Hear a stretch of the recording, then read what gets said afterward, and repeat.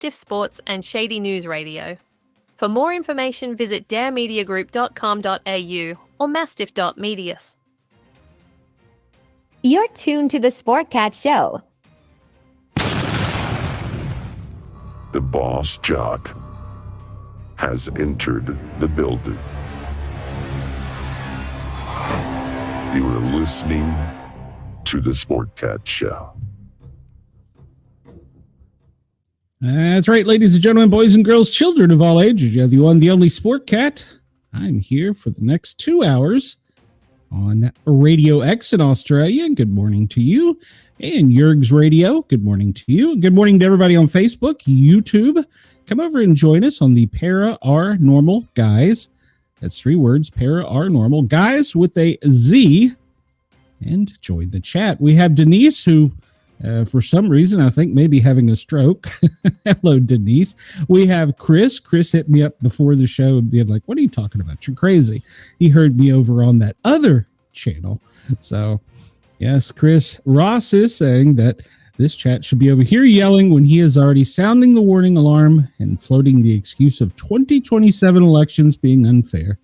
How do you, I don't know. We're not even there yet. We can't prognosticate. Hello, KG. Welcome. KG, I had like a really weird dream last night.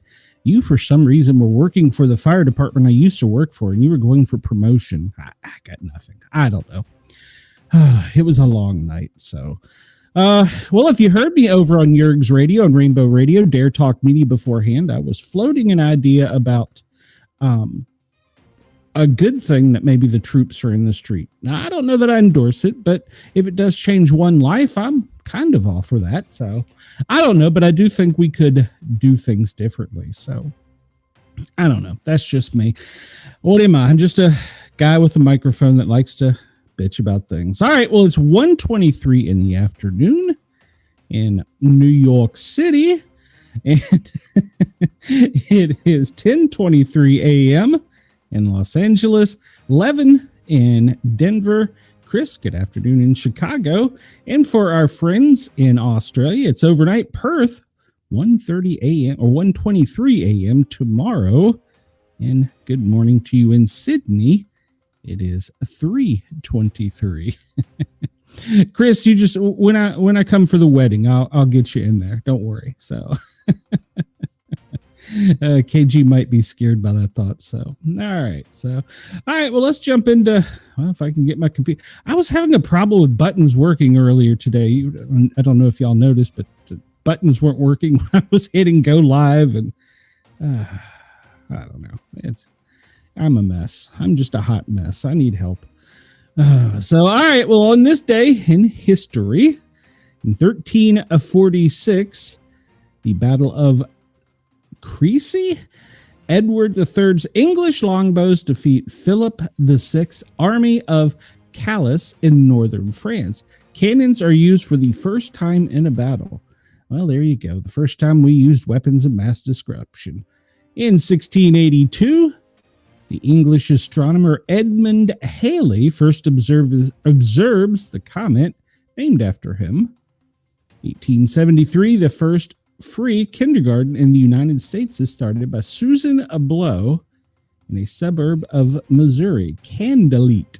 I'm going to try. No, Carondelet. Carondelet? I shouldn't have tried. 1937, General Franco's national troops conquer Santander during the Spanish Civil War. 1959, British Motor Corporations introduces the Morris Mini Miner, designed by Alex Isganis, and it's a 10 feet long and seats 4 passengers. That's kind of a nice vehicle. I kind of like that. That reminds me of today's Mini.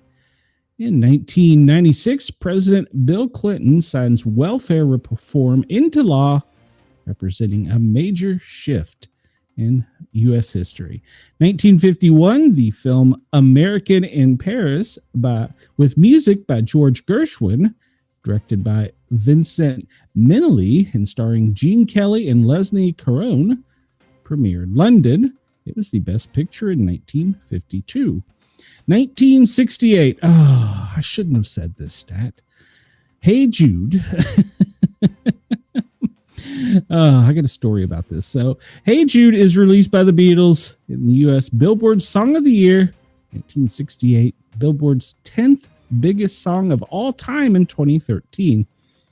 All right, so my story about this is I was born the year before, 1967. My dad was a boss jock for the military and for WXRA in Alexandria, Virginia.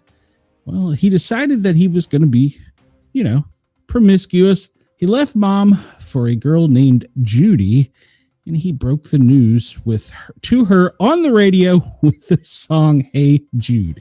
It's not allowed to be played in my house.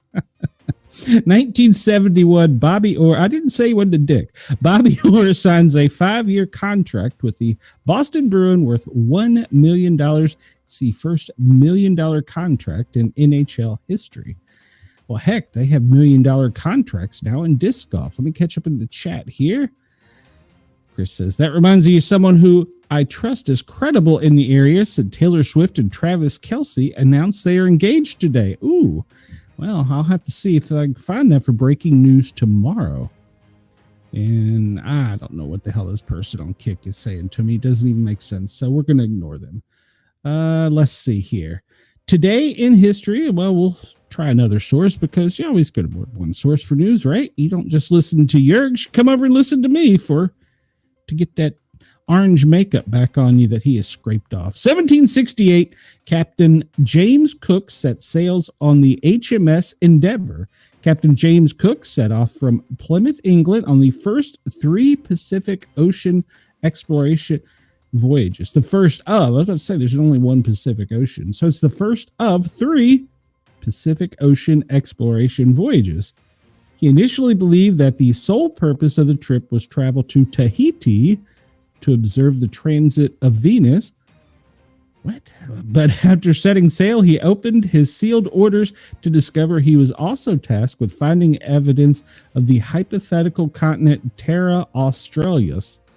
Cook and his crew would later become the first Europeans to visit Australia's eastern coastline in April of 1770. 1910, Mother Teresa is born. Mother Teresa is born Ansje Ganzik Bojala. Yeah, I butchered it. Don't at me. In North Macedonia, and then part of the Ottoman Empire. She would go on to become a celebrated nun and missionary who spent most of her life in India, where she worked as a teacher in Kolkata and helped the sick and the poor. She won the Nobel Peace Prize in 1979 and was canonized as a saint in 2016. Yeah, it really was. It really was. I'm not even allowed to like it. I can't play it on my show on the Thin Line Rock Station. 1946, the U.S. Navy approves Operation High Jump. Operation High Jump and High Jump and Antarctic expedition. The operation was designed to test military capabilities in frigid conditions and establish an American base in Antarctica. 1986, the preppy killer Robert Chambers kills Jennifer Levine. Levine or Levin? Robert Chenier Jr. becomes known as the preppy killer, strangles 18-year-old Jennifer in Central Park. A bicycle found Levin's body about 6:15 a.m. while Chambers hid nearby and watched the police investigate the scene. He later claimed to police that he accidentally killed her after she hurt him during sex in the park.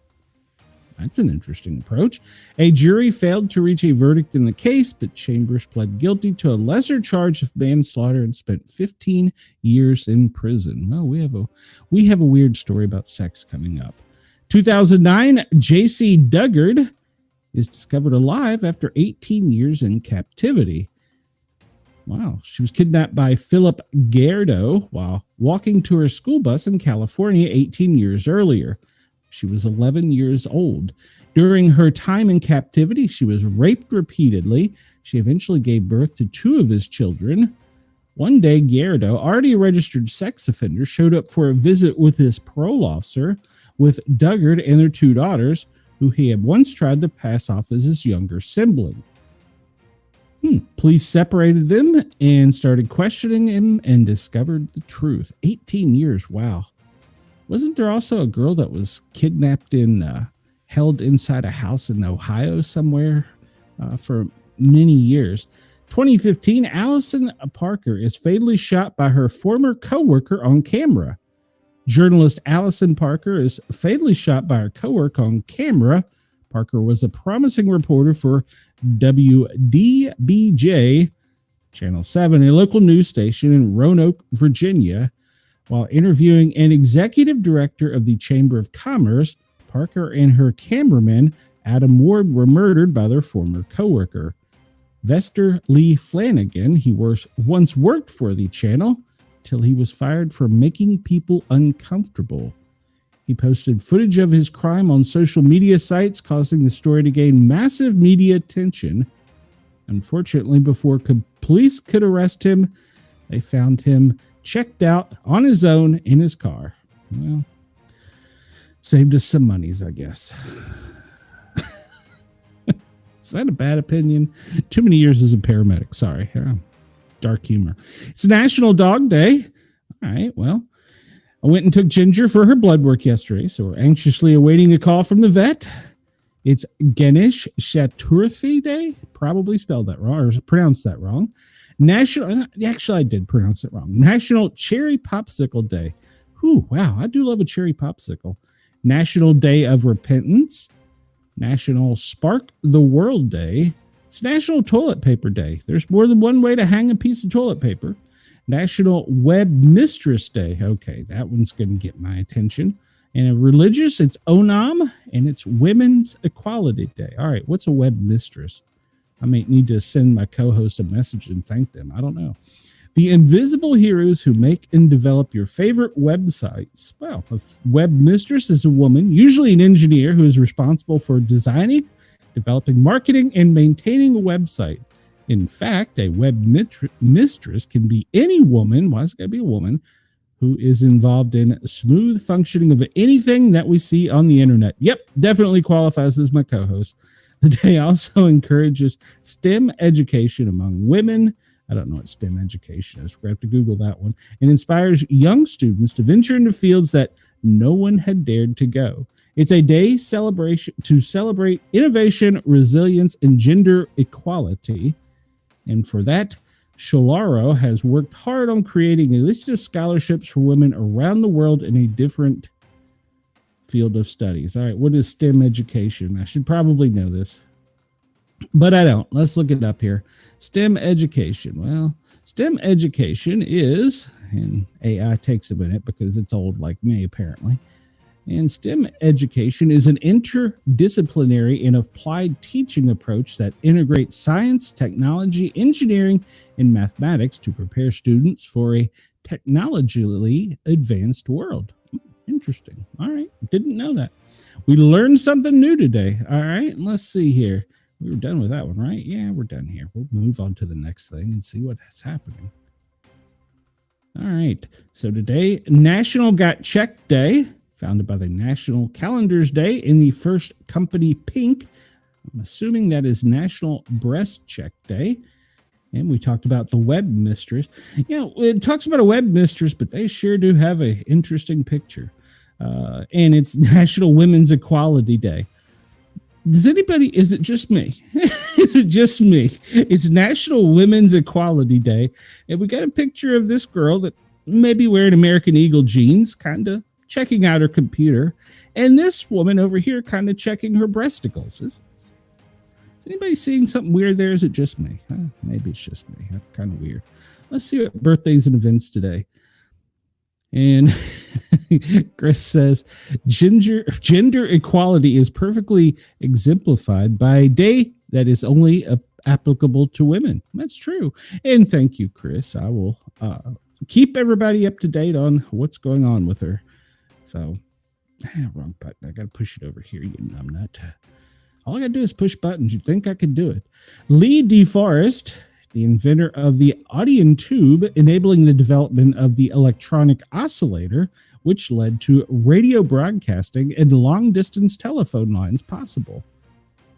Zona Gale, novelist who became the first woman to win the Pulitzer Prize for drama. Margaret Utinsky, a nurse and recipient of the Medal of Freedom in 1946 for her work to provide medicine, food, and other items to aid Allied POWs in the Philippines during WW2. Katherine Johnson, a physicist and mathematician of orbital mechanics for NASA, who helped with the first and more after space flight. So she helped with the first space flight and many more. Okay. And Brent Parker, co-creator of the Wizard of ID. Is that Wizard of Id or ID? I don't know. The comic strip. I like that one. That one's pretty funny. I haven't looked at it recently. Naomi Parker Fraley, a World War II assembly line worker who is said to have been inspired the Rosie the Riveter poster. Great poster. Jay Pritzker, founder of the Hyatt Hotels. I thought it was somebody named Hyatt. Robert Vickery, painter who specialized in the ancient medium of egg tempera, using pigments, water, and egg to create paintings. Interesting. Valerie Simpson, she's a singer, a songwriter, and half the musical duo Ashford and Simpsons. Melissa McCarthy, contemporary actress and comedian. Mike and Molly, the bridesmaids. Tammy, and Identity Theft. Oh, I remember her. She's funny. And Macaulay Culkin, he's a child star actor, best known for being Kevin in Home Alone. And memorable events in 1843, Charles Thurber patents his version of the typewriter. Susan Blows starts the first free kindergartner. We talked about that.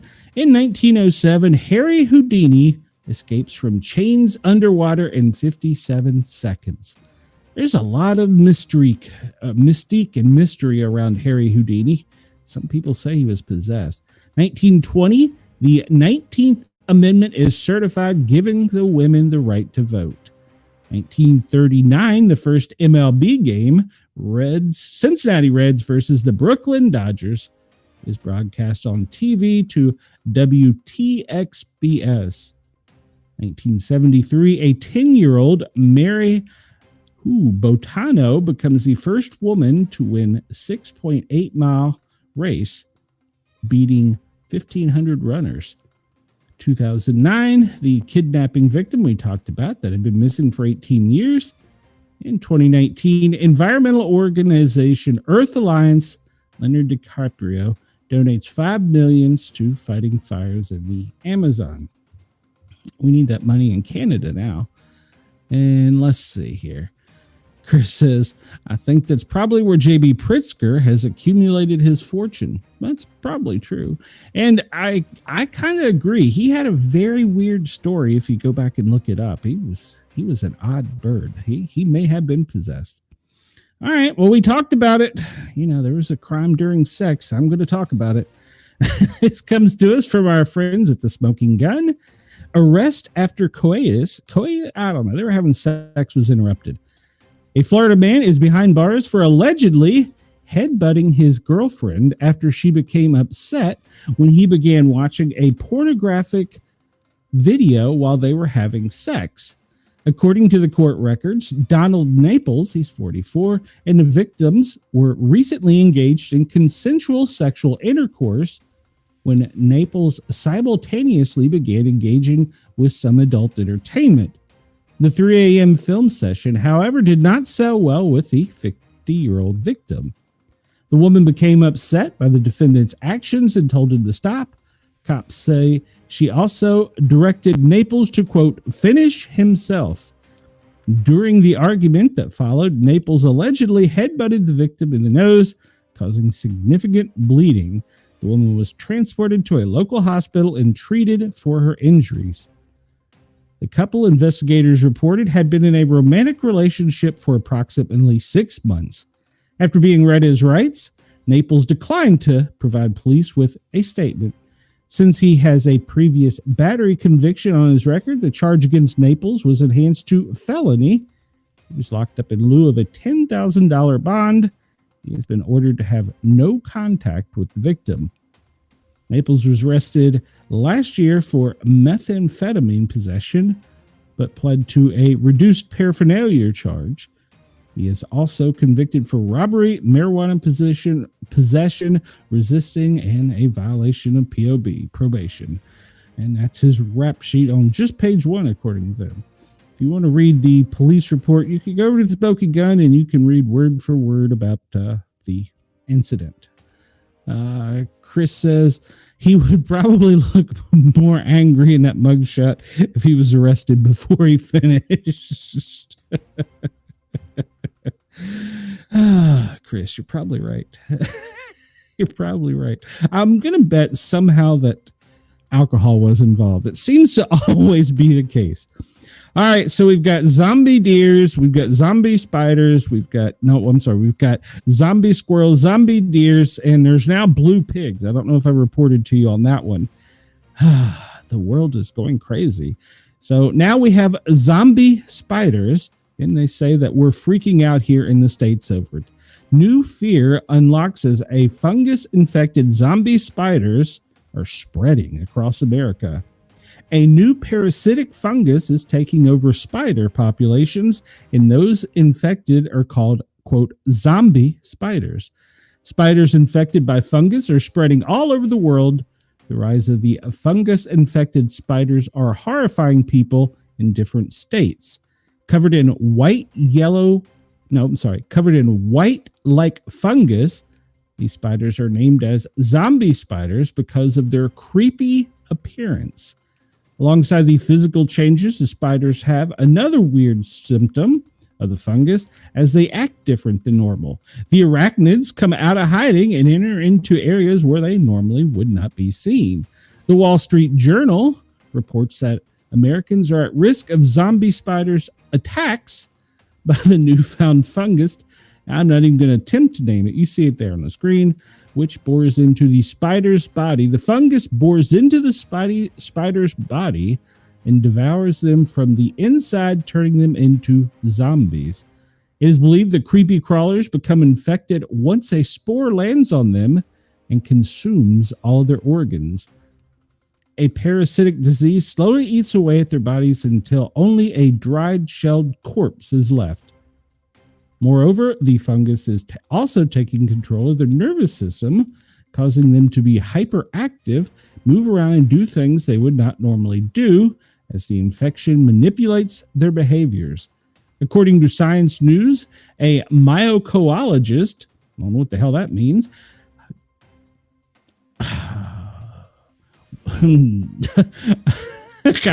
Joa Hooray, they don't know the J is silent, so it's Oa Areo at the National History Museum in Denmark says if we cut through the infected spider, no, I'm not. We don't see any spider anymore. It's just the fungus mass inside, which is the shape of the spider. Nope, not cutting into them. People across the world have stumbled upon zombie spiders. Now these super creepy spiders are freaking out people in the United States. The Americans fear that the fungus would create zombie apocalypse in the region, but scientists claim the people should not get worried as they are not dangerous for humans. A woman, Anna Badams, told the Wall Street Journal that she couldn't sleep for weeks after she found hundreds of spider corpses in her shed in her residence. I still don't open my windows in case they crawl in.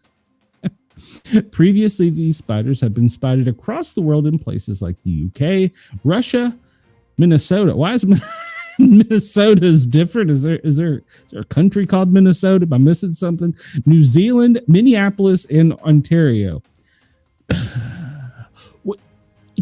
Shouldn't they put those Minnesota and Minneapolis in a different? I don't know.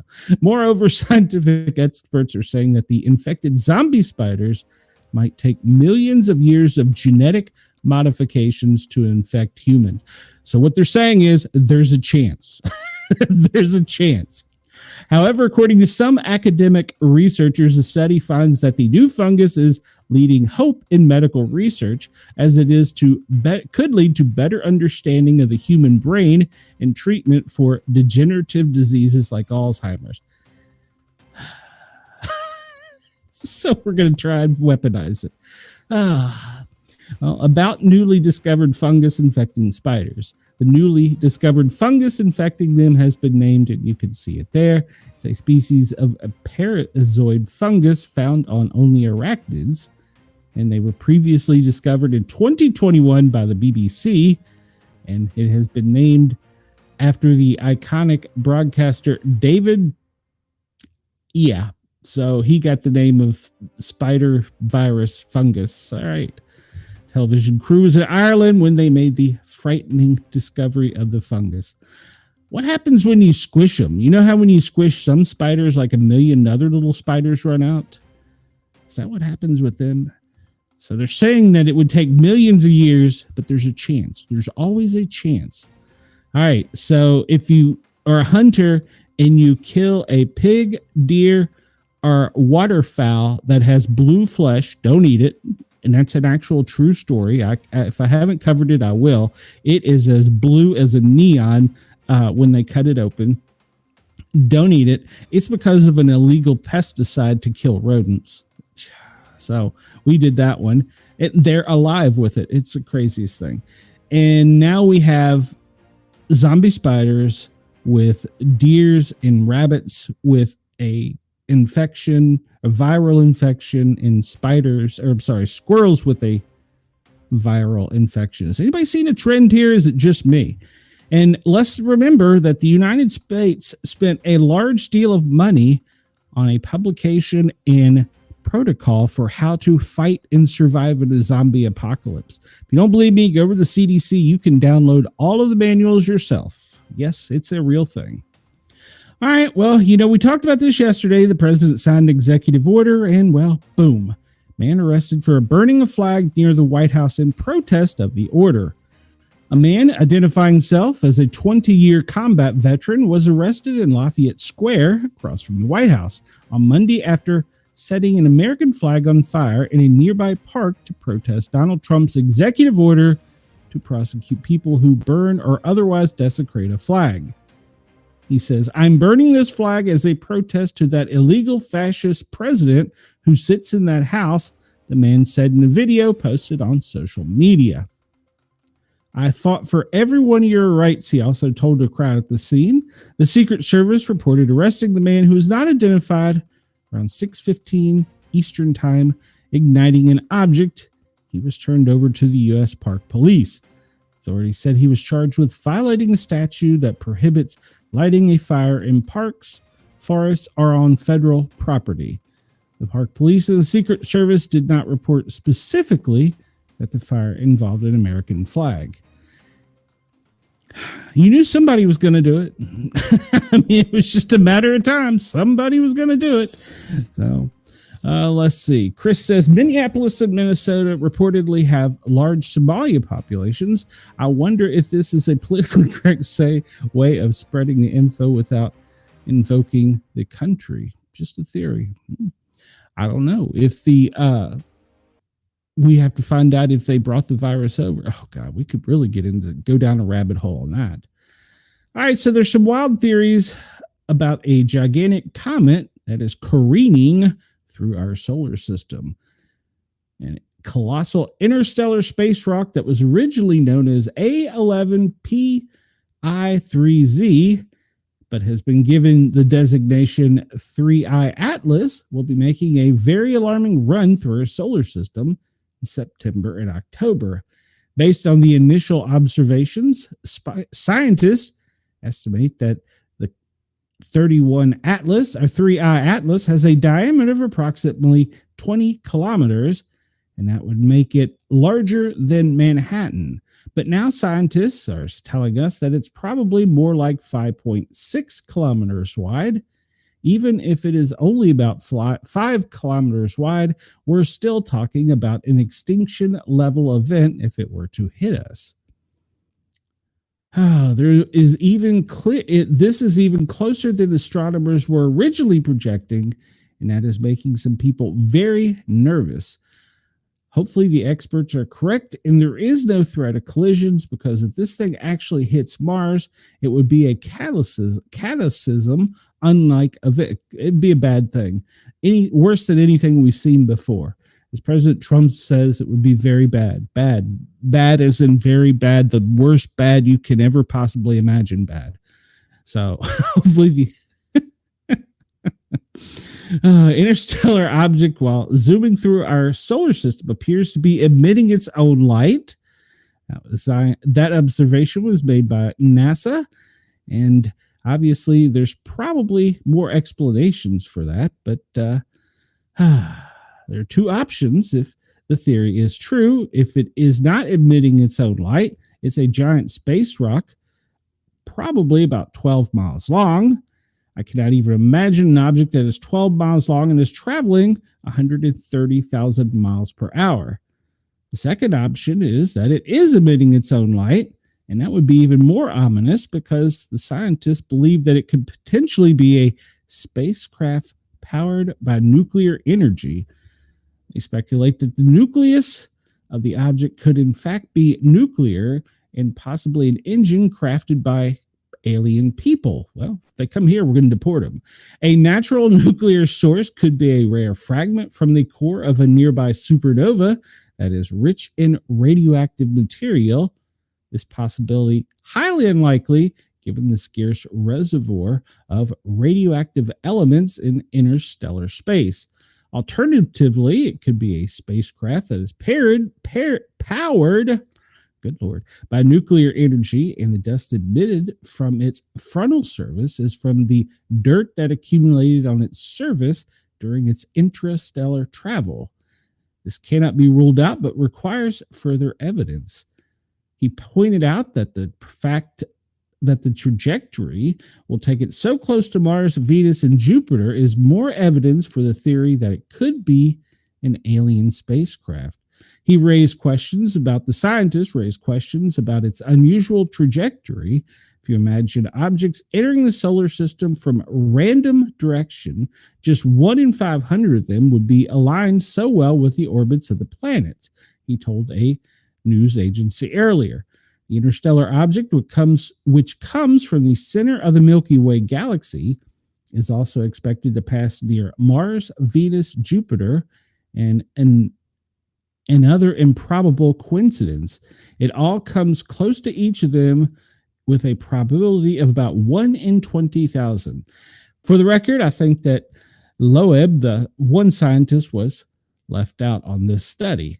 And I do not believe that it is an alien spacecraft, but I do believe it is a very dangerous space rock.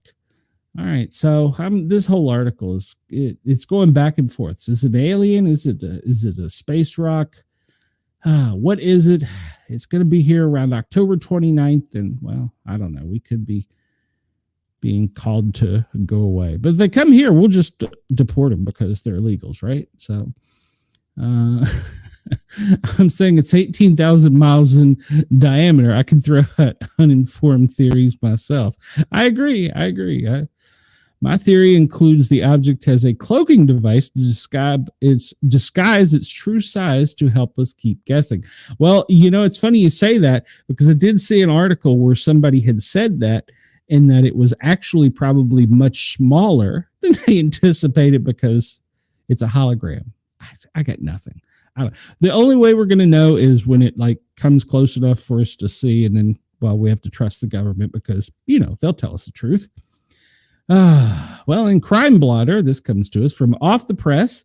A U.S. Coast Guard cutter on Monday unloaded a record haul of illegal drugs that, if it had made it to the streets, would represent around 23 million deadly doses of cocaine, according to the report.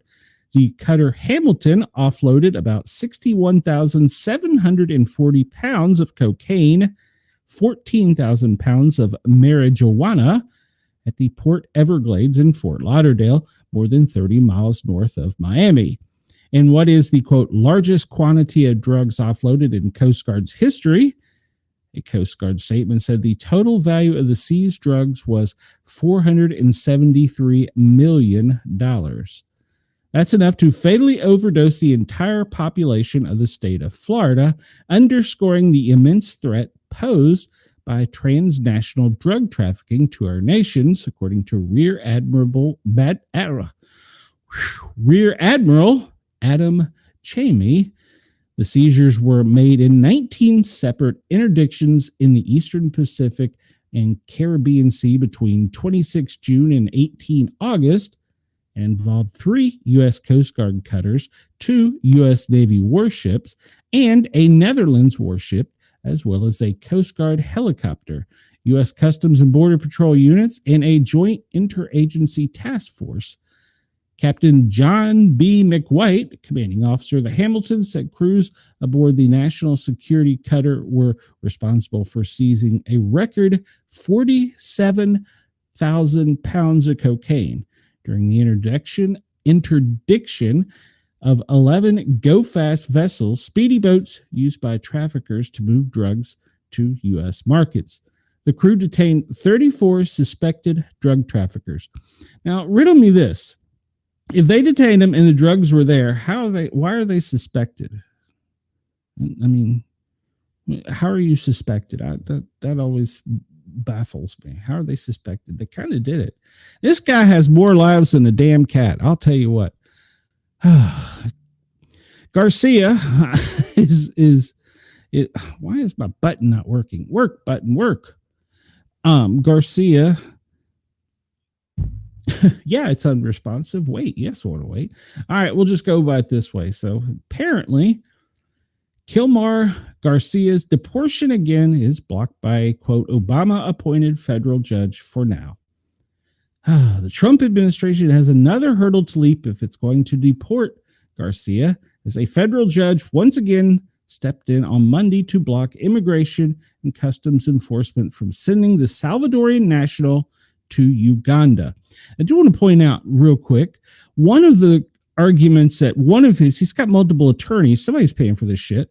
He's got multiple attorneys, and one of them made the argument that he can't go to Uganda because he doesn't speak the language, to which the judge replied, the national language of Uganda is English. So are you saying since he can't speak English, he can't be there? Well, if that's the case, how is he here? Yeah. I would say that lawyer got fired. Garcia must remain in the United States until he can hold an evidentiary hearing on a lawsuit filed by him.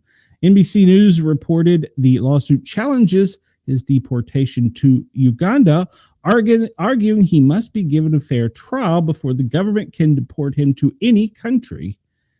This is the same judge who ordered the Trump administration to take all available steps to facilitate the return of Garcia after he was deported to El Salvador in March, a move that went against judicial orders. They gave Garcia's lawyer and Justice Department's prosecutors a Tuesday morning deadline to submit their proposals for briefings and a hearing to decide whether he would face danger if he were sent to Uganda. The New York Times reported that the judge said that the Trump administration is absolutely forbidden at this juncture to remove Mr. Garcia from the continental United States. After he was released from a federal prison let's try this again. Well, guess what? There is breaking news. Travis Kelce and Taylor Swift are getting married. It's being reported locally in Knoxville. Breaking news. Let's see. All right. So after he was released from a federal prison in Tennessee on Friday, Garcia showed up for a mandatory check-in with ICE in Baltimore and was detained. Garcia, who crossed the border illegally, he broke a crime to get here. He's been charged with human smuggling and deported back to El Salvador. He'd been living in Maryland before his deportation and was sent back to the United States in early June after he was indicted on federal charges of conspiracy to transport aliens, not the ones from space, and unlawful transportation of illegal aliens. The Trump administration has also accused him of being a member of the MS-13 gang and a child predator.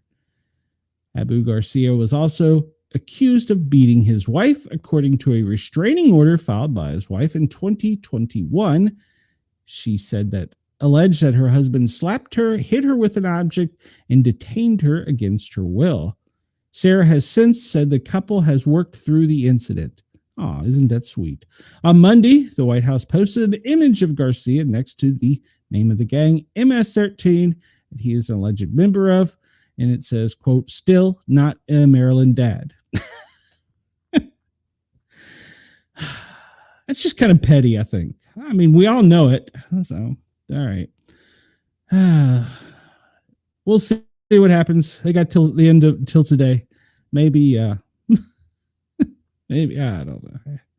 This guy's got more lives. And apparently this guy's going to have more lives. Chris says, "Excuse me, ma'am. I just wanted to compliment you. I find your rear very admirable." Yes. That's it. Oh, all right. So why millions of people want this deadly trucker back on American roads? Yes, they want Singh to go to a couple of counseling sessions. What? Other than the September 11th attacks, the single most deadly act of aviation terrorism in world history, you've probably heard of, and that's a very clear reason for that, although you're not supposed to talk about it. In June of 1985, an Air India Flight 182 from Toronto to Bombay blew up in midair over the coast of Ireland, killing a total of 329 people, including 268 Canadians and 10 Americans. It was a bomb that had been checked onto the flight. There was no doubt that the attack directly related to the surge of Sikh immigration to Canada in the late 60s. Although one person was convicted for his role in the attack, can't pronounce that one. Several Indian separatists were implicated. It's a complicated backstory, but put simply, many Sikhs wanted a separate territory of their own, as they still do, as they were becoming militant, which made politics in India extremely volatile and dangerous.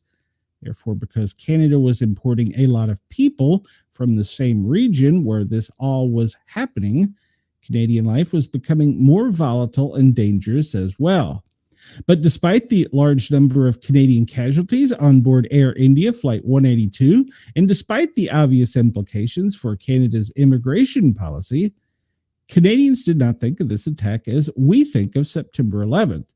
In fact, they didn't give the attack much thought at all. For decades, Canadians were dismissive of the idea that this bombing had any real significance to them whatsoever. They mostly ignored it, and did most Americans. During a public inquiry into the attack, one expert witness put it this way: "Canadians do not recall June 23rd, 1985. As a nation, we were not shaken, transformed, and moved to change our own institutional practices for a tragedy we considered had little to do with us." The government of Canada didn't commemorate the lives of the three victims for roughly 20 years after the attack. It wasn't until 2010, many decades later, that Canada's Prime Minister belatedly announced that Canadians now understand that this atrocity was conceived in Canada, executed in Canada by Canadian citizens, and its victims were themselves mostly citizens of Canada. This suddenly reversal was not the result of any new evidence or investigation that took place after the attack in 1985. Instead, it was the result of the fact that Canada's India population has continued to surge since the 60s, to the point that every Canadian politician now has to cater to this particular demographic. So does Canada's state broadcaster, which just ran a whole special about this bombing a few months ago, more than 40 years after the effect. So Canada is suddenly rediscovering this attack decades later that concluded that in the past, Canadians ignored the mid-air bombing because of, quote, systemic racism against Indians, and now in the name of equity, they're making all things right.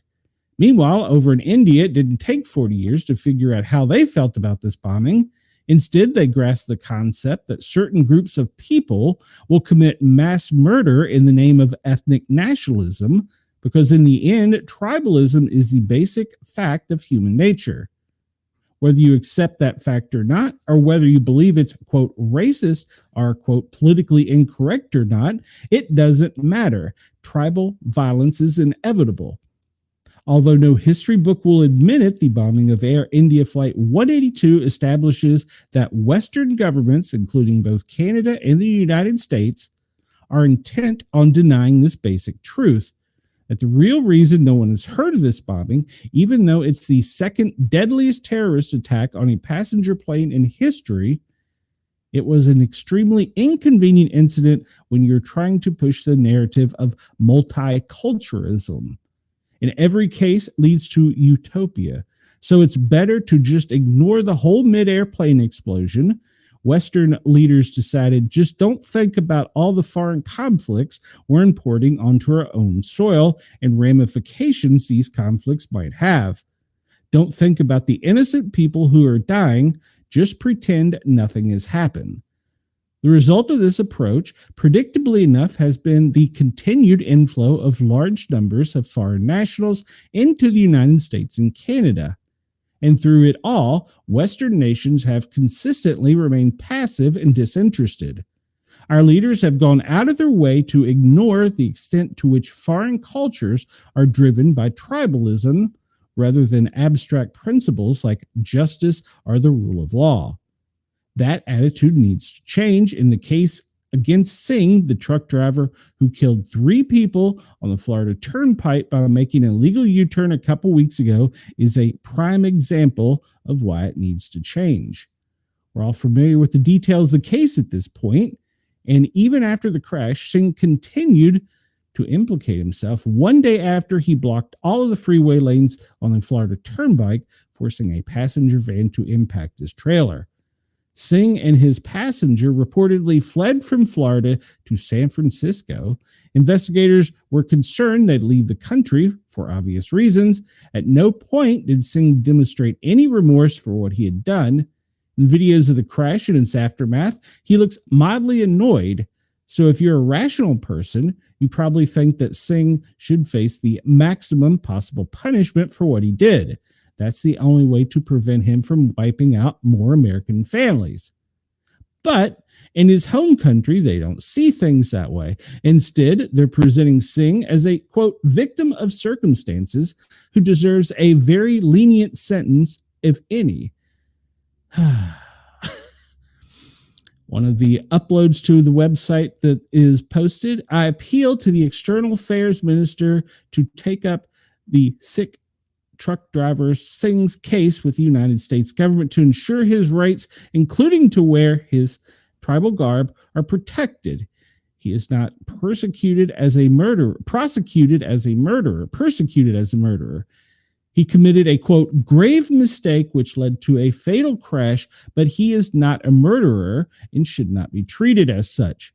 Also, more than 1.5 truck drivers in the U.S. should not be discriminated against due to his mistake, and their livelihood should not be snatched from them by denying them work visas and making it more difficult for them to drive trucks, bringing in new language proficiency rules. So the Indian government is calling it. So she's calling for the Indian government to intervene in some way so that more truck drivers like Singh can remain on our freeways. Let's think about that for a second. This is a case that should have zero relevance to India. The crash took place within the United States, and the driver had been living in the United States for several years beforehand. All the drivers, the Punjabi drivers she mentions by the same token, decided to leave India and come to the United States. They're not under the jurisdiction of India's government either. And yet, this parliamentarian, it's a leader over there, believes that it is her responsibility to get involved and tell the United States government how to enforce its laws and ensure that roadways are safe. She's saying it's, quote, no big deal if Indians can't read the sign or if they slaughter Americans in their car. And many of her countrymen agree with her. Another quote is a petition urging Florida officials to show lenience towards him. An illegal truck driver accused of causing the crash. It's gained 2.5 million signatures as of Sunday morning. The petition posted on change.org addressed Florida Governors Ron DeSantis' call for DeSantis and the Florida Board of Executive Clemency to re-examine the case against the 28-year-old's 3 counts of vehicular homicides and 3 counts of manslaughter in connection with the deadly crash. The petition reads, "We, the undersigned, respectfully petition for clemency or sentence reduction on behalf of 28-year-old Punji man who is in a tragic and unintentional incident caused a truck accident that resulted in the loss of 3 lives. Consider alternative sentencing options such as restorative justice measures, counseling, or community services, aligning with both accountability and compassion." Yes, they want him to go to a couple counseling sessions. That's their, quote, ideal punishment after he killed 3 people on the freeway. Really? He needs to talk about his feelings when we look back and saw the van crumpled like a Coke can. What emotions came over him? None at all. He just sat there with no expression whatsoever, like he had just blown a tire. Well, maybe he needs to work on that. Maybe he needs to do a better job of expressing his emotions. That's all. Get him back on the roads immediately afterwards, they say, for a couple therapy sessions. We talked about this yesterday, how they have been uploading videos which are oddly similar to one another, like they were passing around some type of script. Yeah, we did talk about this yesterday. They're harping on the idea that these 3 homicides weren't intentional. It was an accident, a terrible mistake, they say again and again and again. As far as we know, it's true that Singh didn't commit murder, but at the same time, it's fairly apparent that his actions, as depicted in footage from his cab, led to the deaths of 3 people. And if you were to have an ordered, functioning society, then people who engage in extremely reckless behaviors like this, to the point that they wipe out entire families, belong in prison for as long as possible.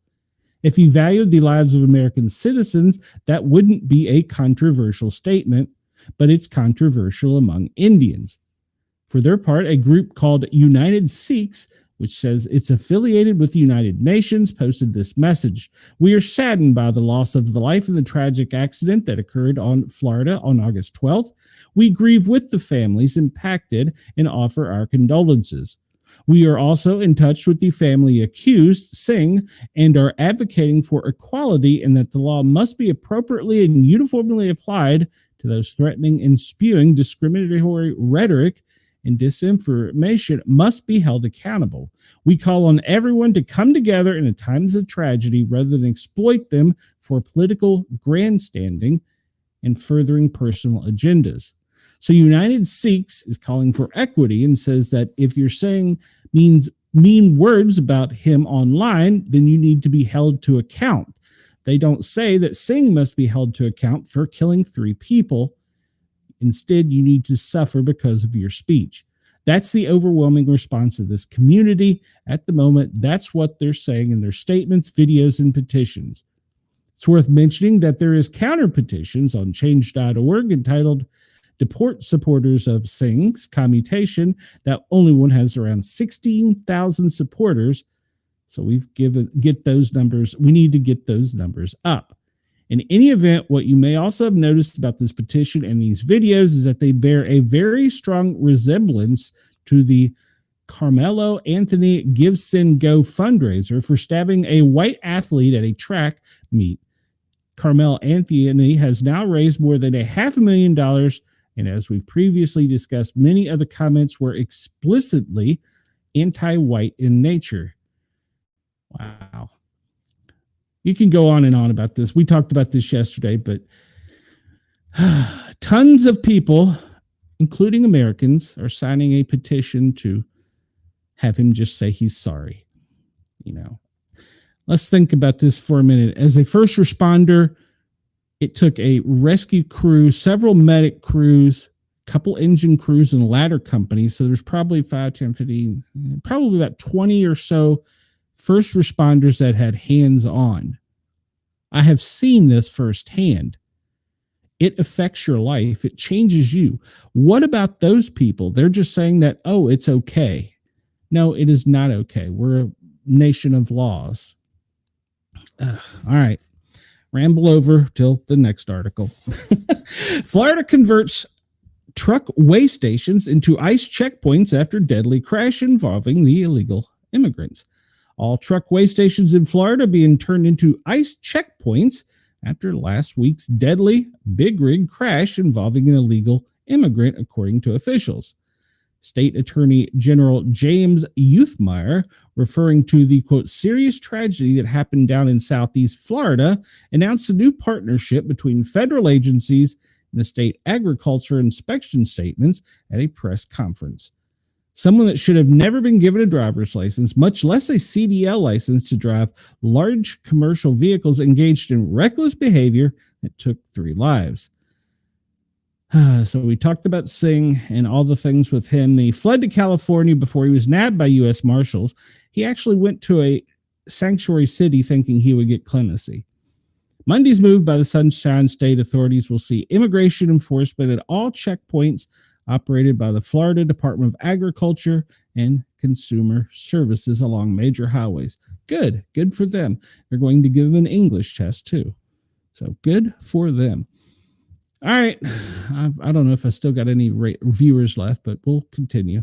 So yesterday, my buddy was the one that he did it again. He took a picture of Trump's hand and there's some bruising and makeup. And we know the White House says it's just because of aggressive handshaking. He could have a venous disease, but some curiosities have been developing. So a social media user has detailed a wild theory on why President Trump has been spotted with bruises on his hand and linked to a practice loved by Hailey Bieber. Back in February, fans noted that Trump was sporting a bruise on the back of his hand when he welcomed the French president to Washington in February to discuss the Russian-Ukraine war. At the time, the White House press secretary claimed that the injury was caused by many handshakes Trump does daily. He's a man of the people, and he shakes many hands. His commitment is unwavering, and he proves that every single day. In April, social media was once again rife with speculation when Trump was spotted with another bruise on his hand, this time while presenting the 2025 Commander-in-Chief trophy to the Navy midship football team. The mysterious injuries date back even further, with Trump actually acknowledging them during Time Magazine's Person of the Year interview in December 2024. He remarked that his hand was often bruised, as Levitt would later allege he was shaking hands with thousands of people. Well, a conspiracy theory explains Trump's recurring bruised hand. Despite both Trump and his representative claiming the bruises are caused by nothing more than from a handshake, some naysayers remain unconvinced. One user on X took to social media to claim that they'd been researching the reoccurring injuries. They allegedly noticed they were, quote, oddly clustered around one particular day of the month. I glanced at a bunch of news articles around the recurring bruise on the back of Trump's right hand, which people have noted since 2024, that are oddly clustered around the 24th of each month. That suggests he's getting infusions every month. It's a very, very likely possibility. The X-user's theory has previously been addressed by Dr. Nye, a lecturer at the University of Salford.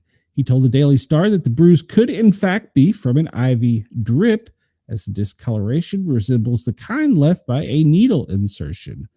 The expert added that the politician could be on a blood-thinning medication, or that the father of 5 had been exposed to a lot of sunlight.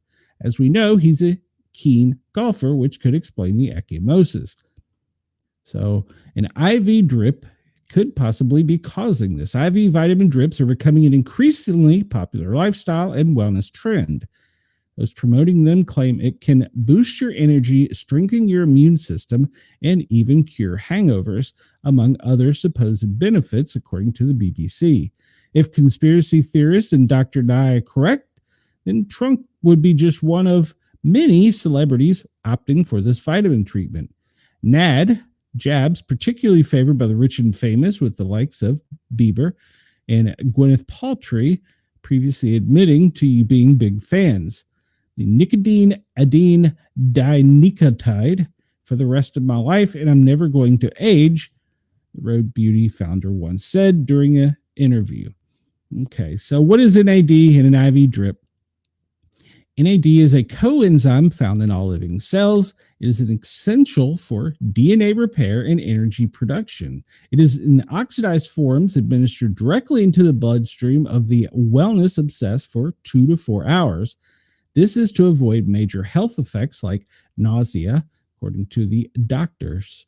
She explained to Vogue that the IV drip contains 250 to 750 milligrams of NAD and can support mitochondrial functioning, reduce oxidative stress, and perhaps influence other factors associating with aging and chronic diseases. When asked why IV administration is so favored by famous faces, the medical expert added, IV administration allows for significantly higher serum concentrations in the blood, something even high-quality supplements can't replicate. As pure hydration, many clients start with a weekly NAD infusion to help combat brain fog, boost energy levels before dropping down to a maintenance scheduled once a month. So, I could go on about this, but I can tell you I have administered IV drips, the vitamin C, NAD, and all kinds of supplements and things, and it is an actual treatment. And if that's the case, well, good for him. And let's see. Chris says, if any of the victims were named George Floyd, the average citizen might care. Oh, well, Denise, thank you for being here. People have said my hands are the result of many big and beautiful handshakes. Many have never seen handshakes that have been as welcoming as mine. Really, in handshake history, it's never been seen before. Oh, wow. I love it, Chris. Love it. So, yeah, he could be doing that, and there's nothing wrong with that. I've administered multiple ones of them. So, yeah, he could be doing that. Never know. So, man, we're running over here. We're just going to go with it. What the hell, right? All right. So yesterday during the press conference, Trump received a honorary U.S. Marshal badge and a symbolic handcuff key.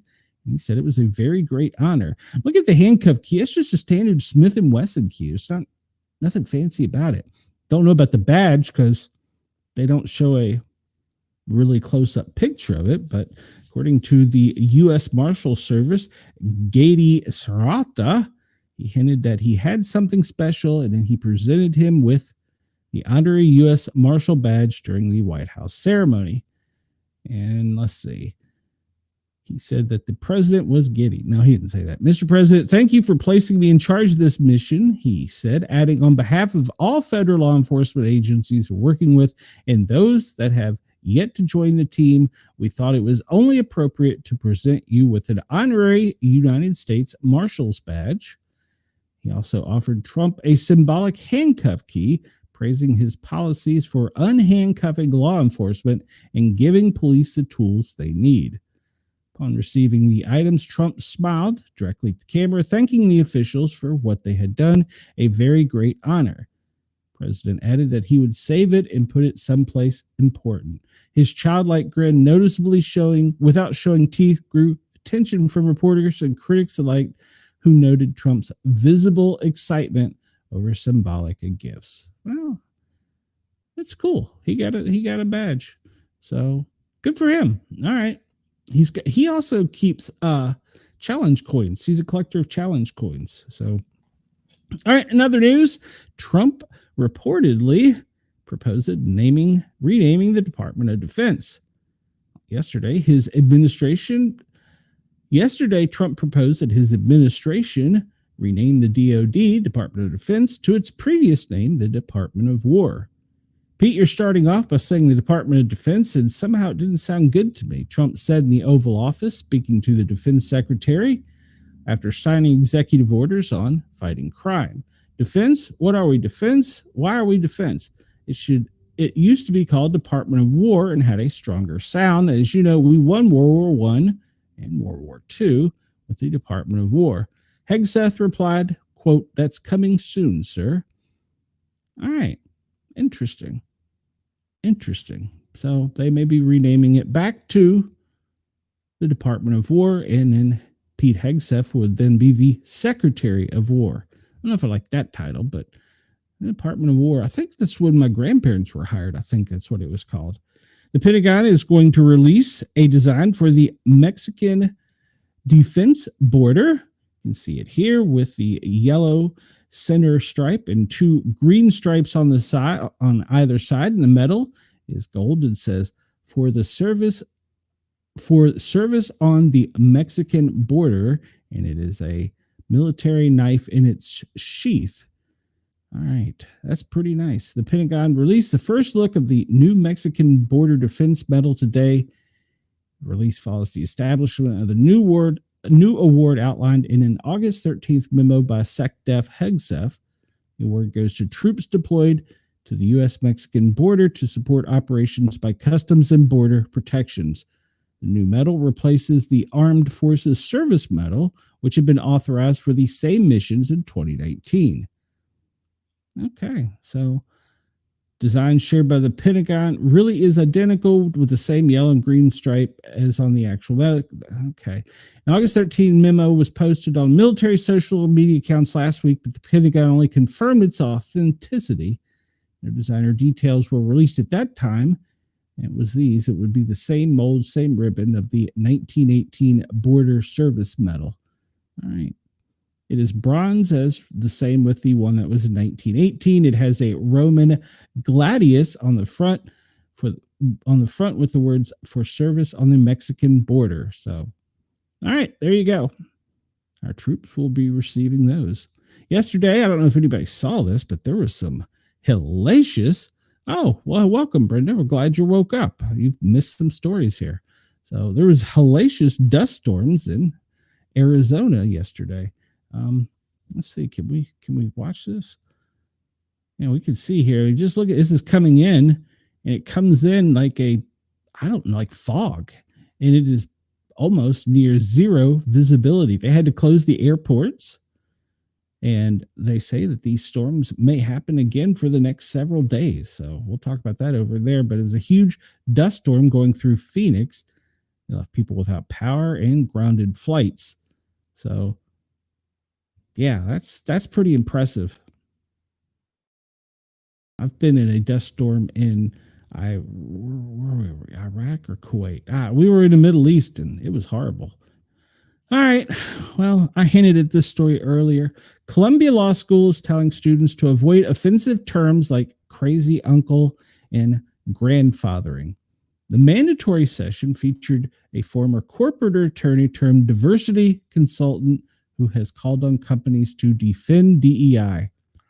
And we can go through all the stuff, but the whole article, but it's vocally anti-Trump diversity consultation. And they warn that the term crazy uncle and grandfathering could be offensive, and attacked President Donald Trump for complimenting the president of Liberia on his English, calling the comment microaggressions.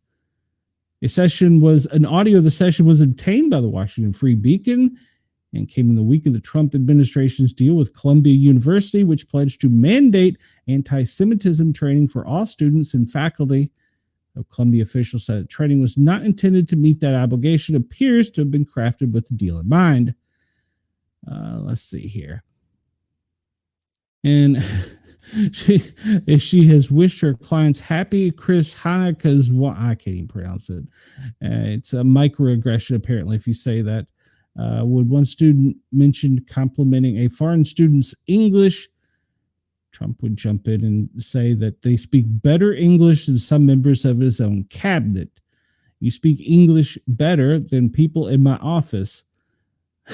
That's a microaggression. So, elsewhere, In the training, the LRA should avoid using the term grandfathering because of its, quote, racist origins in the Jim Crow South, and they describe it as a lawyer well-being group in Massachusetts. She had been chided for using the term crazy uncle because it could stigmatize those with mental health issues. So we can no longer use grandfather, grandfathering, and crazy uncle. Well, where are you going? I need details, Brenda. I need to know everything. So, all right. Let's get into what we normally do. But this article, real quick, is about a firefighter who, at a baseball game, she went nuts when she found out her boyfriend was beating her up. And, well, apparently she's a rookie and she was supposed to go to her EMT class the next day, but they've been drinking, watching a baseball game, and she found out he was cheating, and she snapped and started beating on him in front of two cops. They arrested her, and it's to be determined what Boston Fire is going to do to her. She has pled not guilty, even though it was witnessed on video and by the police officers. So, well, Brenda, me and you will talk privately because I got questions. I need answers. All right, let's go to what we normally do. We missed the top of the hour, so how about the top of the half hour? Wrong button again. This is the FEMA Daily Operations Brief as presented to the what the hell button did I hit over here? As presented to the president today, Monday, August 25th at 8:30 a.m. Let's see. I'm relieved. Chris says, I'm relieved both my grandfathers are deceased now that grandfather is a racist thing. And what am I going to be called by Junior? By Squirt? Or is it, am I being mean for calling him Squirt? I don't know. All right, so things FEMA is monitoring: heavy rain, flash flooding in the Southwest, Southern Rockies, and Southern Plains. Brenda, you need to pay attention. I don't know where your travels are, but this could be affecting you. Excessive heat in the Pacific Northwest, Northern Intermountain, and California.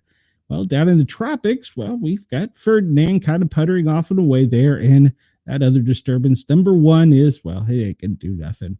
And over in the Pacific, Juliet is just puttering out to sea. And then there's a very low chance of disturbance one there doing anything. If we look in the outlook there, we can see that Juliet is just kind of puttering out to sea and won't matter to anything or affect anyone, nor will Ferdinand. National weather, well, we talked about this yesterday, but if you weren't listening,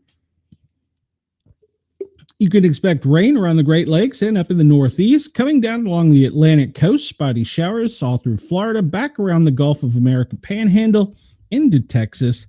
West Coast can still see some rain. I'm sure they're hoping for some. And it can move inland, but down in Southern California and Arizona, it's going to cause some dangerous flooding and heavy rain and storms possibility. Colorado and New Mexico cannot rule out a severe storm, but they can expect heavy rain, so be prepared for flooding. Oklahoma is going to be covered in rain, and they can anticipate flash flooding and possibly severe storms. Tomorrow, well, it's only going to be sitting stagnant and pretty much hammering Colorado and New Mexico again. Remember how last week it was up in the Dakotas, was just slid to the south, and then it's going to move over in Wednesday. It will be heavy rains, flash flooding into Kansas. While most of the country is getting a break with cooler temperatures, we're seeing the push southward with the temperatures causing the heavy rains in the middle of the country, along the coast, down in the Gulf of America, of course, central Florida, and up into New England. So excessive heat, well, that heat's been pushed to the west, and they're seeing it in Oregon, northern Oregon, and pretty much all of Washington. Some places in Washington are facing extreme heat. They could see triple digits down in Southern California and Arizona for the next couple days. Wildfires, well, the one in Idaho is 32% contained. The one in Wyoming is 75% contained. And in Oregon, with the storms they've been battling, it is still 5% contained. We look at the FEMA Common Operating Picture. Well, they're operating in 17 joint field offices with 63 major disasters, 7 emergency declarations. We're going to be repopulating, rehousing for a while, with 9 supported disaster teams in 6 recovery offices. And so a lot of mumbo jumbo to say that they're busy with these storms in the West. Let's look at President Trump's schedule. Let me refresh this real quick and make sure we're up to date. And we'll go from there. Let's see. Brenda says she's not going there. I'll be safe. I don't know, Brenda. I need details. All right. So President's schedule. Let's see if we missed anything yesterday after we went off the air. And they called a press lunch lid at 2:21. And at 3:50, the president met with families of service members killed in Afghanistan, signed a proclamation. And then at 6 o'clock, they called it a day. Today, well, they called for the president to have everybody present at 9 a.m. in the press. And then at 11 a.m., he's having a cabinet meeting with the White House press pool there for part of it. They're not allowed to all of it. So, all right, let's see what else we got here. Usually we get good updates from WRC and Channel 4 because, well, they're right there in DC. Why not keep us updated with it? All right, live updates. Trump holds cabinet meeting, the federal government to sue over illegal firing. All right, President Trump said Monday that he's firing Federal Reserve Governor Lisa Cook, an unprecedented move that would constitute a sharp escalation in his battle to exert greater control over the politically independent central bank. Federal Reserve Governor Lisa Cook's lawyer, Abby Lowe, said in a statement today that she would file a lawsuit to have his efforts removed. Trump said in the cabinet meeting today that he wants to institute a death penalty in D.C. for anyone who commits murder. The president did not specify how he proposed to get the punishment implemented. A group of Republican legislators from Indiana are visiting the White House today.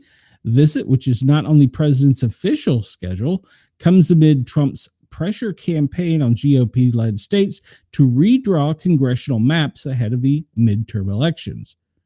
Trump shifted his tone yesterday on the possibility of a summit anytime soon between President of Ukraine, Volodymyr Zelensky, President Z, and Russian President Vladimir Putin, casting doubt on the prospect days after meeting in Alaska and Zelensky at the White House. So we see there that was for 12 minutes ago. He said he wants the reinstallment of the death penalty in D.C. Judge dismisses Trump lawsuit against Maryland-based judges over handling of immigration cases.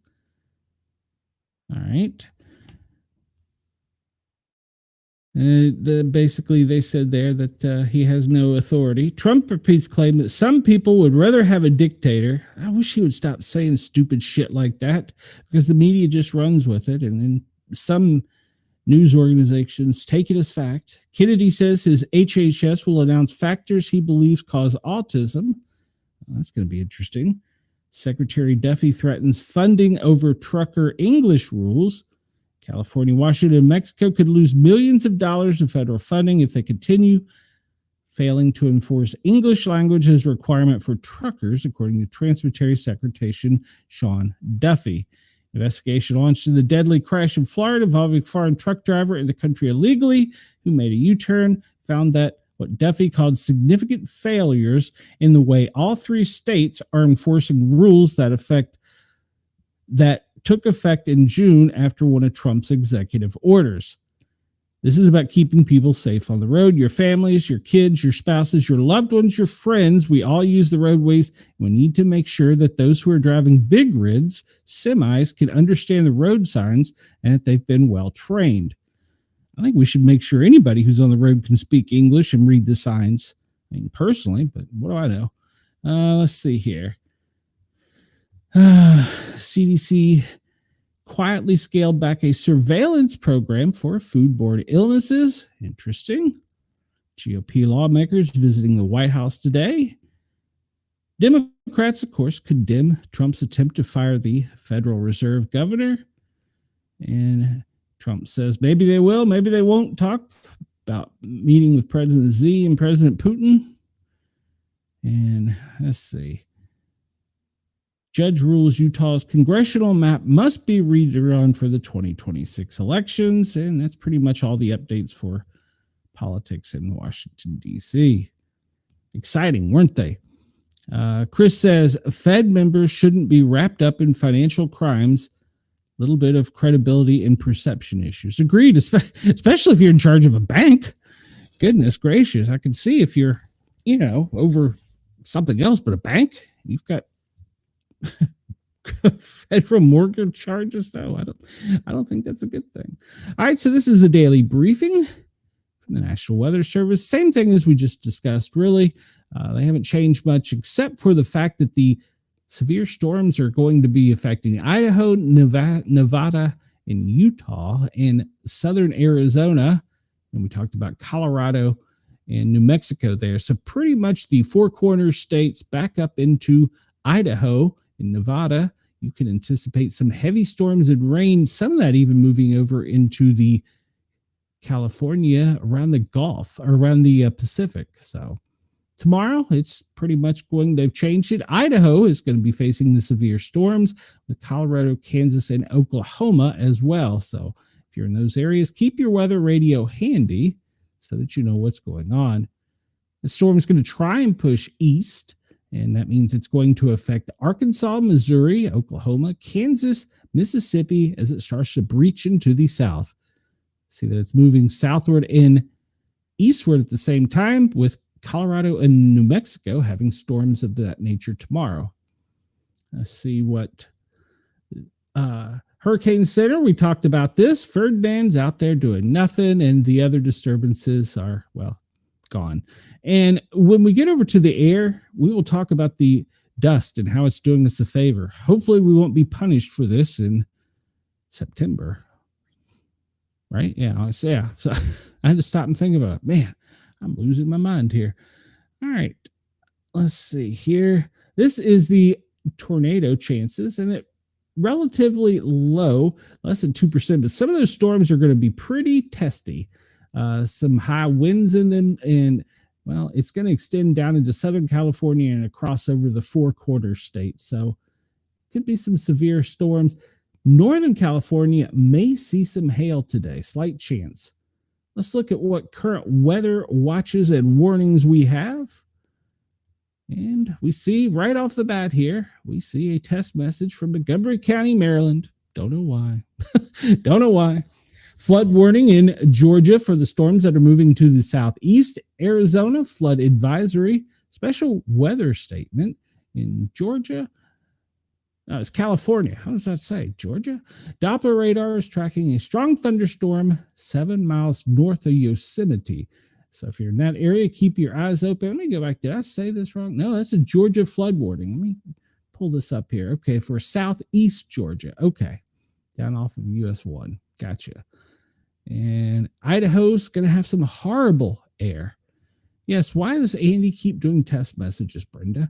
And there's going to be beach hazards and special weather statements, marine warnings, along with all the winds.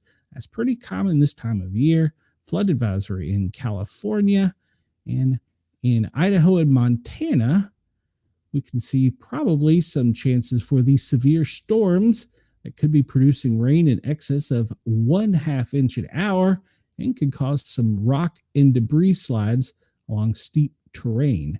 So if you're out in those areas, be attentive for that. Florida, rip currents along the coastal Palm Beach. That's down along the Miami area. And you want to watch that. I would say it's going to be pretty much up and down the East Coast for a while. Look at all these beach hazards and warnings, flood warnings in Florida. Central Florida is getting hammered.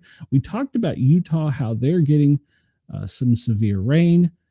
In Indiana, the Great Lake up there, a beach hazard there. High wave action. Waves as high as 3 feet in dangerous currents on Lake Michigan. So if you're Lake Michigan, be careful. And let's see, small craft advisory. That's in Michigan as well. So wow, there must be a pretty good cell up there. We'll take a look in a minute. And flood watches. High surf advisory if you're in Puerto Rico. California has got some red flag warnings. Heat advisory in Puerto Rico. And flood warnings through the Four Corners states. And moving over to the east, well, we're going to see flooding in the south for the next 2 days as it moves to the southeast. And trying to see if we got a lot of water advisories for small craft along all waterways. And winter weather advisory. Look at that. Snow. Yeah, look at that snow up in the far northern section of Alaska. It's getting closer. It's getting closer. It'll be cold here before you know it. And let's see. These are all the extreme heat watches that we're getting into. Trying to make sure I don't miss anything too major. It looks like we've about covered it all. Let's go over here and see what the current radar and the watches look like on a map. Brenda, I didn't need to know that. Oh, Brenda. All right, let's make it larger as soon as it draws. There we go. And we see that flood warning down in southeastern Georgia and over into the Carolinas. Must be from this little cell here, or what's coming. That probably is more like it. As we zoom out on the United States, we see that cell located right there north of Dallas, south of Oklahoma City. It's stretched out from Little Rock all the way over to almost, well, is that Lubbock? Yeah, almost. We see up in the northeast up here, it's pretty clear, except for along the Great Lakes. And over on the west coast, we see these spotty showers and the heavy rains have already started in the areas we talked about: California, Arizona, Nevada, and down into New Mexico, Salt Lake, and north to Idaho. Can all expect those heavy rains as this cold front is pushing down. We see over here that Ferdinand, she's just teetering out to nothing. Over in the Pacific, we see Juliet. She's just going to keep moving to the northeast and not cause any problems. Soon go down here to Australia and check their radar and see what we have. Well, it looks like down along the coastlines of Sydney all the way back over to Adelaide, some spotty showers. Melbourne, you can expect some spotty showers as well. That's going to be pretty much the only major rain for the moment. Oh, wrong button. No, don't do that. Bad things happen when you do that. How do I undo that? There we go. All right. Sorry, guys and gals. So that's the radar for the areas that listen to me. Let's check out lightning and electrical activities and storms and see what they're doing. Some days I feel like I'm boring you guys. Chris says, 1/2 inch per hour really differs greatly between participation predictions and bedroom activity. There's an old joke about that, but I'll leave it alone, Chris. It looks like there's a pretty good sized cell in California, west of San Francisco, but it stretches down almost all the way to Santa Barbara. And then the electrical activity in the storm to the east of that, it's kind of at the line right there at the corner of Nevada and Utah and Arizona. And no, New Mexico. No, Nevada. Geez, get it right. Kind of that whole little corner right there, the 3-corner state. No, right there, there's an electrical storm that's pretty intense. Denver's getting hammered right now. And we look down into Las Vegas. Looks like Flagstaff all the way back around to almost Albuquerque with that electrical activity. Down on the Gulf of America, Baton Rouge, Lafayette, seeing some severe electrical activity. Corpus Christi is getting a severe electrical storm. And Florida, pretty much from Tampa to Orlando, Central Florida is having some significant electrical activity at the moment. Let's look down into Australia and see if there's any electrical activity in their storms down there. Looks like the one just south of Melbourne may have a little activity, and the one just east of Canberra, but it's not very large and doesn't appear organized, so hopefully it stays that way. And let's see where the power is out right now in the U.S. Earlier it had been California. Let's see what's going on now. Still in California. Well, let's check out why. Looks like in California, wow, up in Plumas County. That's because of the wildfire in Butte and in Kalamazoo. I don't know how to pronounce that. In Mariposa County and in Imperial County. So that's probably right there because of the storms, if I had to guess. And it looks like that's the only state reporting anything. California has 47,154 people without power. Louisiana has 6,108. Colorado, 5,611. With Texas, you have 3,820. In Florida, 3,244. Zoom. I'm going to check something real quick here. I'll tell you why in a minute. Find me on the map here. And okay, that little guy's just circling out above my house for some reason. 1977 American A5 Sumner Gary. Wonder, he's just come out of the airport and he's just kind of circling around out here. I don't know if you guys could hear him, but I heard him. I was like, what the hell is that? All right. Let's go back to what we were doing. Sorry, guys. I want to know what the hell that was up there. All right. So we're going to look at temperatures and forecasts for the world today. All right. We'll start up here in the northeast, Boston. Boston, you can anticipate sunny skies, high of only 25 in Boston today. Whew. That's crazy. It's warm here in the south. We go over to Burlington and Burlington, Vermont. Wow. Burlington, Vermont can anticipate high of 21, cloudy skies. Wow, they're going to be below freezing. Oh, I'm looking at Celsius. That's why I'm thinking, geez, that's horrible. Hold on, let me change this. It's like, man, that's cold front really got them. Yeah, you numbnut, that was Celsius. So I got to remember to change this back and forth during the show. I was over here thinking that Boston was getting a real cold weather. I'm like, I don't remember that. All right. How about 69 in Burlington? That's your high today. Cloudy skies. It makes a big difference. We'll go back up to Boston and see. I thought Boston was anticipating the first freeze of the year. Nope, not at all. Boston, you can anticipate. Whew, man, you need to hire a real weather guy. Highs of 77, sunny skies. New York City, well, when we get down to New York City, and we're going to do this in Fahrenheit, not Celsius, 78 your high, cloudy skies. Looks like you're going to have a mostly cloudy week today. Highs are going to stay in the high 70s. Philly, well, the city of brotherly love. Now they can anticipate highs today of almost 80, clear sunny skies. Washington, D.C., well, down there, they're going to have some cloudy skies with a high of 78. Virginia Beach, that's a very popular area this time of year. High of 77, cloudy skies. Let's jump out in here to Jacksonville. Check them out. And they are high of 91 today with cloudy skies. They're going to get some rain towards the end of the week. Let's see what's going down here in the Keys. And high of 87 today. Sunny skies tomorrow. Spotty showers. High of 86. Mobile, Alabama. You're going to have a high of 90 in Mobile. Over here in Knoxville, it's going to have a high, I was about to say, not 90, 75. Cloudy skies.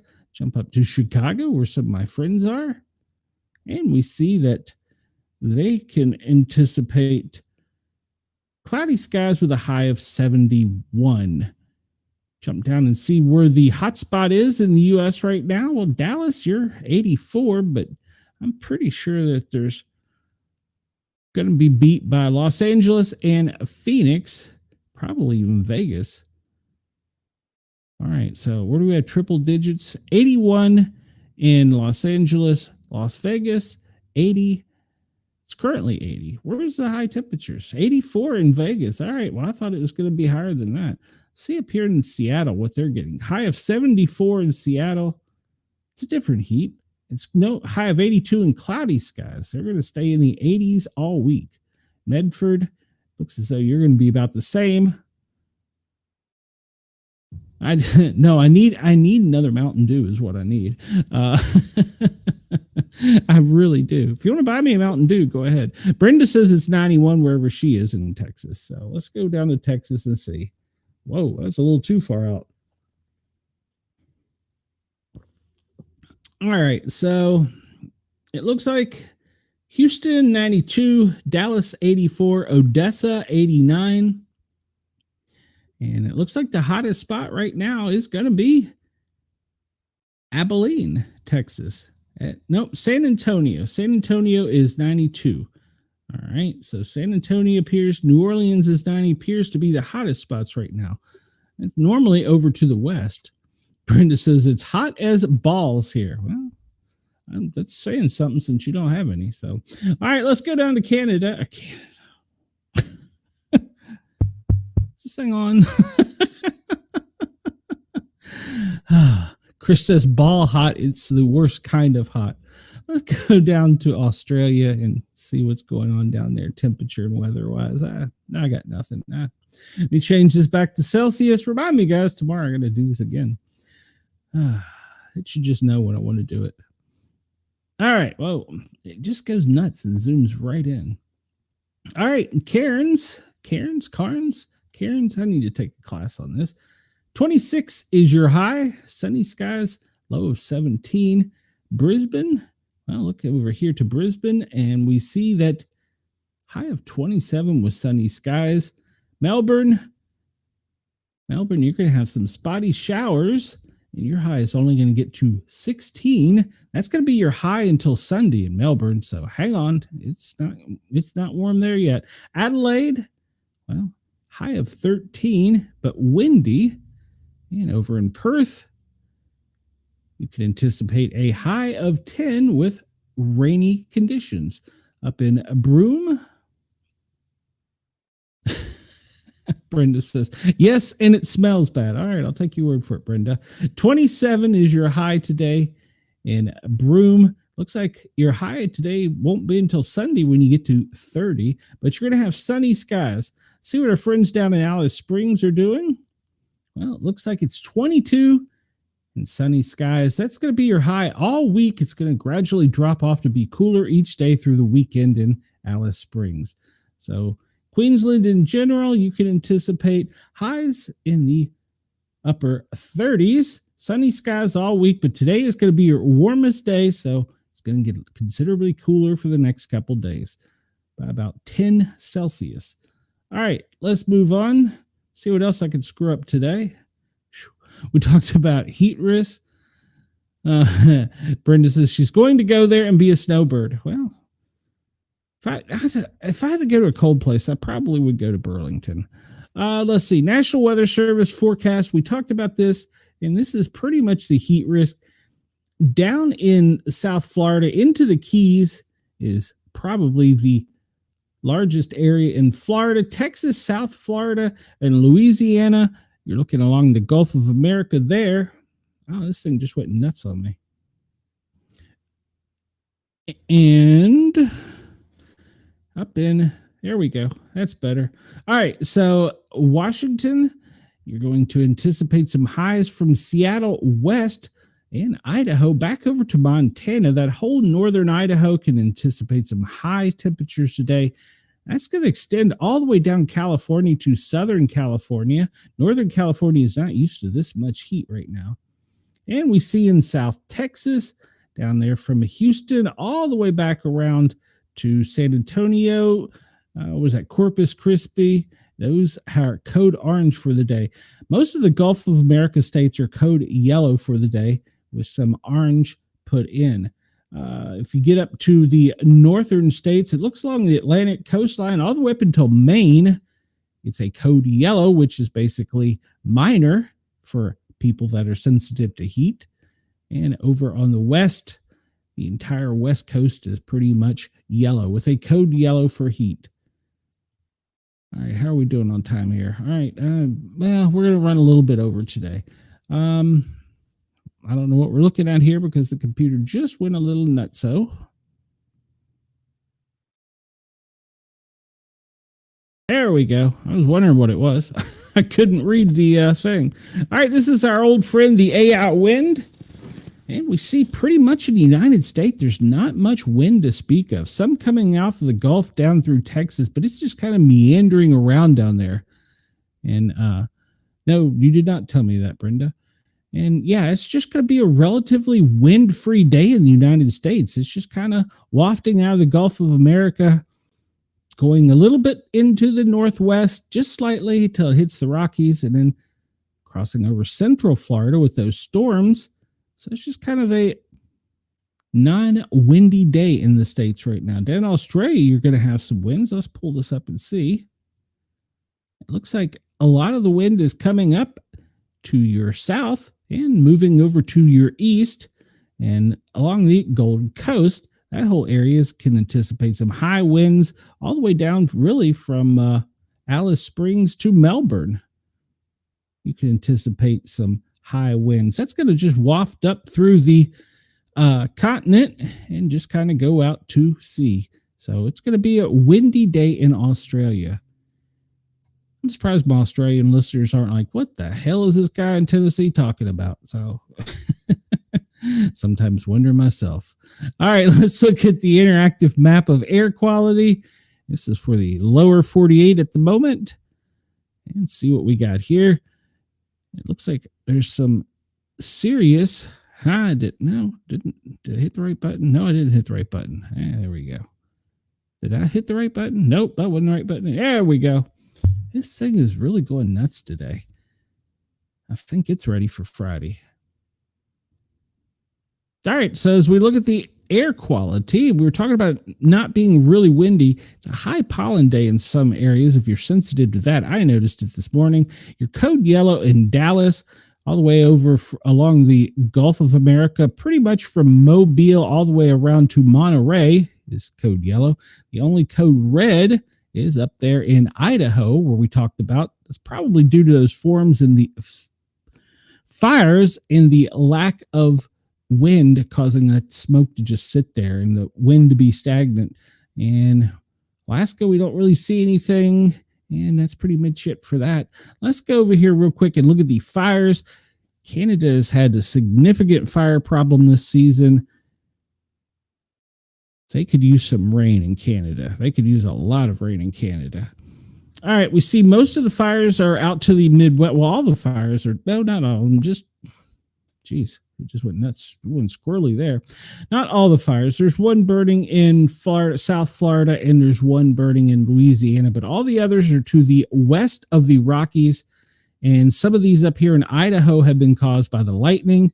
Of course, we're going to anticipate today fires being caused by lightning down in Arizona and Nevada, possibly Utah, but those over there in Idaho and Oregon were caused by lightning over the weekend. So they're working to put them out, but that air is just sitting stagnant. Canada is still having a significant fire problem. We look to Alaska and don't see anything up there. Hawaii, over here, we don't usually get a dot from them, but Hawaii on Honolulu, looks like they're having a small fire there. Let's see how big that fire is.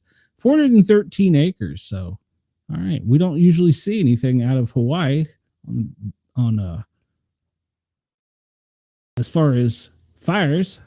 Let's zoom out and go down to Australia and see if we can find any fires down there or fires that are reported. Remember, the red dots aren't necessarily fires. It's satellite indicated or someone has reported them, just haven't been confirmed yet. All right, this thing just went totally nuts and I can't see anything else. It won't let me go any further. So I don't know. Can I go this way? Nope, can't go that way. It won't let me go any further south, so I can't tell anything about fires in Australia. So, all right. We're running a little bit over here, but we're going to be okay. Let's look at these. This is the fire and smoke map for the lower 48. Everything is just drawing slow. And those winds really aren't helping much with the fires. As we see, it's just stagnant up there in the northwest, and they're not getting any wind movement, which is good for a forest fire because you don't want wind. Wind is your enemy during a forest fire. But we see that smoke is just kind of wafting from the southwest across the Panhandle, down through the Gulf of America, then back off the Atlantic seaboard. It's not moving in a very timely manner. It's just kind of sitting there and stagnant, which is causing the air problems. All right, let's take a look at not that view. Let's refresh this thing here and see what we got. There we go. Now close you, turn you off. All right, so we see out in the western states now is causing smoke because it's not moving. The fire down in Texas is pushing over to the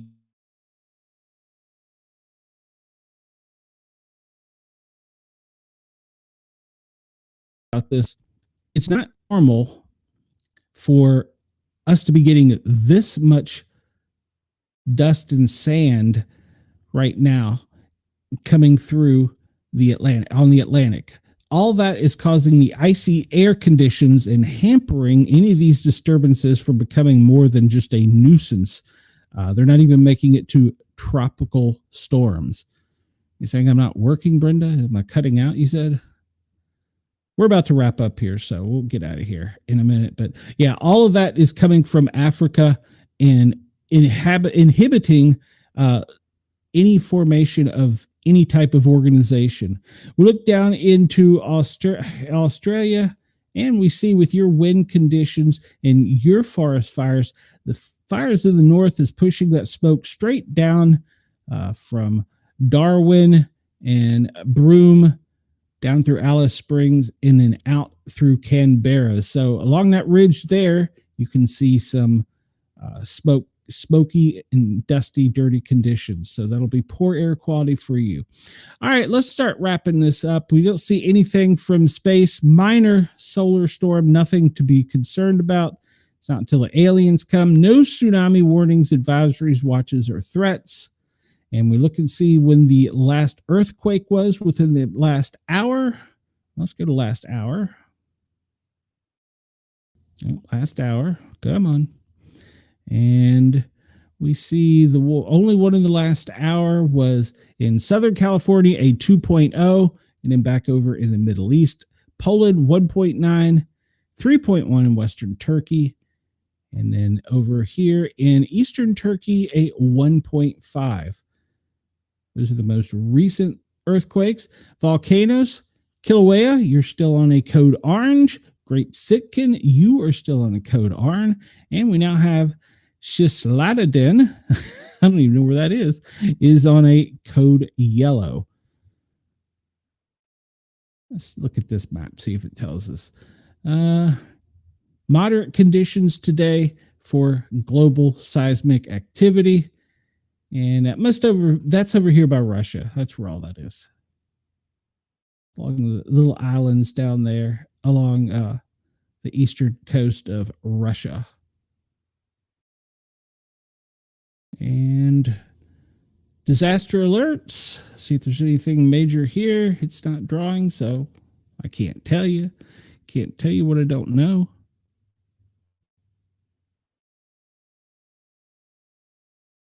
It's really drawing again. This thing is slow today. Yeah, I need to wrap it up. My computer's getting hot. It's getting hot. 34 new notifications. Let's kind of breeze through those. Flash floods. Australia, Canberra. Hazardous conditions right now. Alaska Government Bureau of Meteorology has issued a weather warning for a significant concentration of population will be affected with severe weather. Goes into the areas. What's it going to do, though? Winds up to 50 to 60 kilometers and some heavy rains. And they think, yeah, it's going so you're going to have some rain with some heavy winds. Okay. And wildfire in Salvador and Arizona, severe thunderstorm. And all these are wildfires. We've talked about most of the wildfires.